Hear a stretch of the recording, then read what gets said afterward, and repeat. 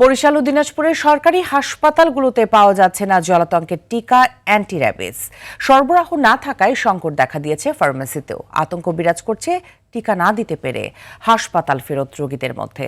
অনেক খোঁজাখুঁজির পর ফার্মেসি থেকে 2 থেকে 3 ডোজ এই টিকা নিতে রোগীকে গুনতে হচ্ছে 3 থেকে 3,500 টাকা।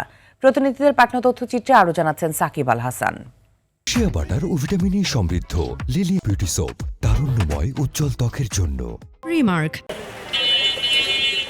কুকুর বা বিড়ালের কামড় বা আঁচড়ে আক্রান্ত হয়ে বরিশালের বিভিন্ন উপজেলা থেকে সদর জেনারেল হাসপাতালে টিকা নিতে আসছে শত শত রোগী। কেউ আসছেন প্রথম ডোজ আর কেউ আসছেন দ্বিতীয় কিংবা তৃতীয় ডোজ নিতে, কিন্তু হাসপাতালে জলাতঙ্কের টিকা অ্যান্টি র্যাবিস না থাকায় হতাশ হয়ে ফিরে যাচ্ছেন দূরদূরান্ত থেকে আসা এসব রোগী।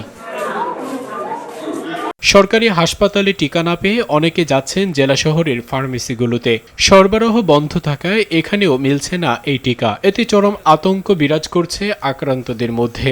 বিড়ালে কামড় দিচ্ছে, আমি মুনাদি সহ হাসপাতালে খুঁজছি কিন্তু কোনো ভ্যাকসিন পাইনি। 19 ডিসেম্বর থেকে আমাদের এই ভ্যাকসিনগুলো সাপ্লাই নাই। এখন পোলা খোঁজ দেশ পাইতেছে না। প্রত্যেকটা ফার্মেসিতে আমি ঘুরছি, বরিশাল শহরে কোথাও সেই ভ্যাকসিন পাইতেছি না। রেবিস ভ্যাকসিন আমরা 6-7 দিন যাবত কোম্পানি থেকে পাই না, কেন আমরা অর্ডার দিলে ওরা সাপ্লাই দিতে পারতেছে না। এদিকে প্রায় 2 বছর ধরে দিনাজপুরের হাকিমপুর উপজেলা স্বাস্থ্য কমপ্লেক্সে নেই অ্যান্টি র্যাবিস ভ্যাকসিন।